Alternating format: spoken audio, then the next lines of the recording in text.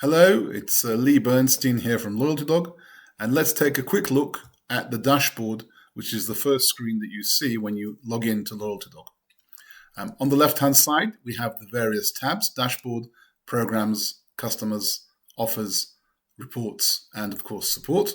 We can open them up and see them fully, or we can keep them closed. And on the screen in front of you, you have, or we have right now, several tiles which give you different pieces of information. Here you can perform an actual scan of the loyalty pass. You can actually enter some details and allocate points and redeem rewards.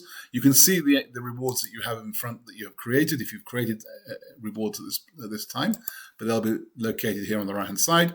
And then you have a tile that explains and gives you a graphical view of what's been going on in your program, how many customers you have in total, how many points have been earned, points spent, and the number of offers that have been claimed and redeemed.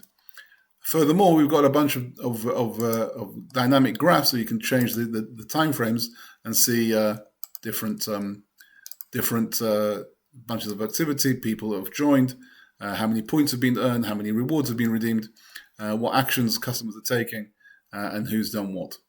Finally, under the newest customers tab, we have all the customers that have joined just now, the recent joiners of your program. So you can always come in here, have a look, and see how many people and who they are that have recently joined. And of course, you can also access and view their records straight from this location too, if you want to do so. That's about it for the dashboard. Thank you very much for watching. Looking forward to meeting you on some more tutorials coming soon. Thank you.